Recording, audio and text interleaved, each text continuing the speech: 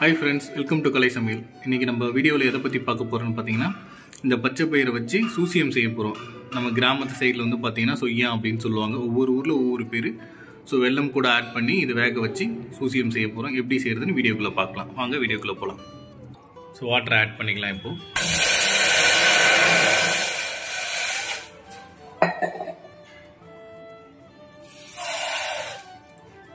So water add பண்ணிட்டு நம்ம ஒரு கப் அளவு தான் வந்து பச்சை பயிர் எடுத்துருக்கோம். ஸோ அதை நல்லா வேக வைக்கணும்.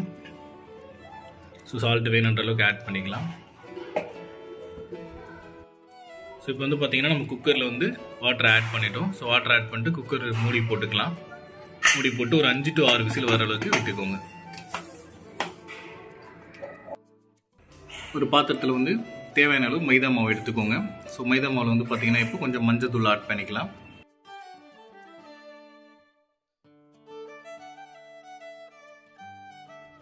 ஒரு 5 விசிலுக்கு அப்புறம் வந்து பார்த்தீங்கன்னா நம்ம இந்த பச்சை பயிர் வந்து வேக வச்சு நல்லா எடுத்துட்டோம். ஸோ இப்போ பார்த்தீங்கன்னா இந்த மாதிரி நல்லா வெந்திருக்கு.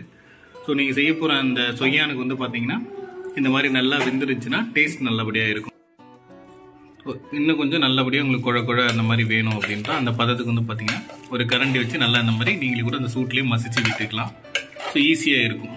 அப்படி இல்லை அப்படின்னா நீங்கள் ஒரு மிக்சியில் ஒரு ஜார் போட்டு கூட ஒரு நிமிஷத்துக்கு வந்து மசிச்சு எடுத்துக்கலாம். ஸோ அதை விட இந்த மாதிரி கரண்டிலே வந்து சூட்டில் வந்து நீங்கள் நல்லபடியாக குக்கர்லேயே வந்து மசிச்சு எடுத்துக்கலாம்.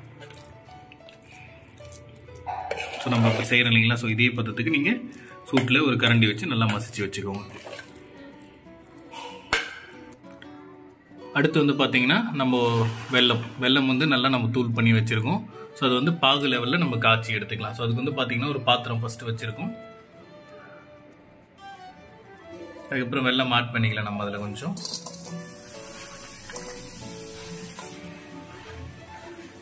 வாட்டர் ஆட் பண்ணிக்கலாம். இப்போ கொஞ்சமாக ஆட் பண்ணிக்கோங்க. ஏன்னா வெல்லம் சூடு ஏறிச்சுன்னா அதுலேருந்து வாட்டர் ஆல்ரெடி வரும். ஸோ வெல்லம் நம்ம எந்த அளவுக்கு எடுத்துருக்கோம் பார்த்தீங்கன்னா ஒரு கப் அளவு நம்ம இந்த பச்சை பயிர் எடுத்துருக்கோம். ஸோ ஒரு 3/4 கப்பு அளவு வந்து பார்த்தீங்கன்னா நீங்கள் வெல்லம் எடுத்துக்கலாம்.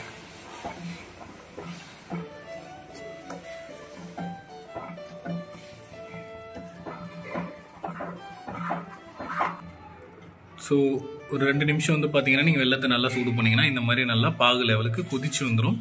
ஸோ 2 நிமிஷம் பண்ணால் போதும். இதில் பாகு அந்த மாதிரி எந்த பதமும் நம்ம பார்க்க தேவையில்லை. ஒரு 2 நிமிஷம் அந்த வெல்லம் கட்டியிலேருந்து பாகார அளவுக்கு நம்ம சூடு பண்ணி எடுத்துக்கிட்டால் போதும். ஓகே, இப்போ வந்து பார்த்தீங்கன்னா நம்ம ஒரு ஃபில்டர் வச்சுருக்கோம், அதாவது வடிகட்டி வச்சுருக்கோம். நம்ம காய்ச்சி வச்சு அந்த வெள்ளைப்பாகை வந்து இந்த பச்சை பயிர் கூட நம்ம கலக்க போகிறோம். ஸோ வடிகட்டுற ப்ராசஸ் தான் இப்போ நீங்கள் பார்க்குறீங்க.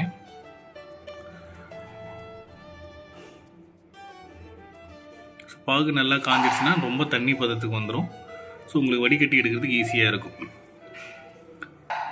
ஸோ இப்போ வந்து பார்த்தீங்கன்னா நம்ம அந்த வெள்ளைப்பாகு கூட பாசிப்பருப்பு வந்து நல்லா மிக்ஸ் பண்ணி எடுத்துக்கலாம். ஸோ அடுப்பு வந்து பார்த்தீங்கன்னா மீடியமான ஒரு ஃப்ளேமில் வச்சுக்கோங்க.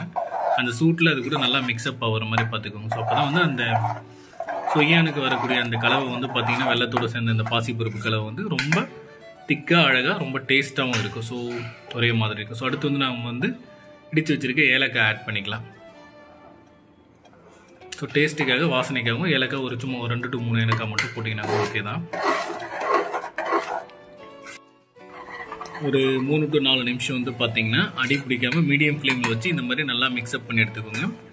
ஏலக்காய் சேர்த்ததுக்கப்புறம் வந்து பார்த்தீங்கன்னா உங்களுக்கு தேங்காய் இருந்துச்சுன்னா அதை நல்லா துருவி வச்சுட்டு உங்களுக்கு வேணும்னா ஆட் பண்ணிக்கலாம். நம்ம இப்போ தேங்காய் இதில் ஆட் பண்ணலை. உங்களுக்கு வேணும்னா டேஸ்ட்டுக்காக நீங்கள் தேங்காய் வேணுன்ற அளவுக்கு ஆட் பண்ணிக்கலாம். ஸோ அவ்வளோதான். இது நல்லா வந்து மிக்ஸ்அப் ஆகி வந்துருச்சு. ஸோ ஸ்டவ் நம்ம இப்போ ஆஃப் பண்ணிக்கலாம்.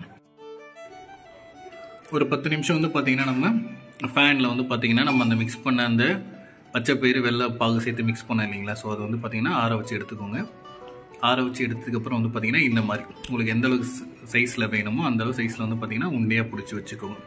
ஸோ இது கூட வந்து பார்த்தீங்கன்னா நம்ம அடுத்து மைதா மாவு வந்து பார்த்தீங்கன்னா லைட்டாக வந்து தண்ணி எந்த அளவுக்கு தேவையோ மிக்ஸ் பண்ணி கரைச்சி வச்சுக்கலாம். ஸோ அது கூட நம்ம இந்த ரெடி பண்ணி வச்சுருக்க இந்த உண்டையை மிக்ஸ் பண்ணி மாவில் சின்னதாக துவச்சி எடுத்து வந்து பார்த்தீங்கன்னா சூடான எண்ணெயில் நம்ம போட்டு எடுக்க போகிறோம். எண்ணெய் வந்து பார்த்தீங்கன்னா நம்ம வானல் வச்சு நல்லா சூடானதுக்கப்புறம் வந்து பார்த்தீங்கன்னா மைதா மாவு வந்து நம்ம மிக்ஸ் பண்ணி வச்சுருக்கோம். ஸோ அதுக்குள்ளே நம்ம ஆல்ரெடி ரெடி பண்ணி வச்சுருக்க அந்த பச்சை பயிர் உருண்டை எடுத்து எண்ணெயில் இந்த மாதிரி போட்டுக்கோங்க. போட்டு ஒரு 5 to 6 நிமிஷம் வந்து பார்த்தீங்கன்னா நல்லா திருப்பி விட்டுக்கோங்க. ஸோ உங்களுக்கு தேவையானது வந்து சொய்யா வந்து ரெடி ஆகிடும். தெரியுதுங்களா? அந்த மாதிரி டேஸ்ட்டில் வந்து உங்களுக்கு சொய்யா ரெடி ஆகிடும். ஸோ வீட்டில் வந்து இந்த மாதிரி ப்ரிப்ரேஷன் பண்ணி பாருங்கள். பண்ணி பார்த்துட்டு மறக்காமல் நம்ம சேனலை சப்ஸ்கிரைப் பண்ணுங்கள். டேஸ்ட் எப்படி இருந்துச்சு எல்லாமே கமெண்ட் செக்ஷனில் சொல்லுங்கள். ஸோ தேங்க்யூ ஃபார் வாட்சிங் கலை சமையல்.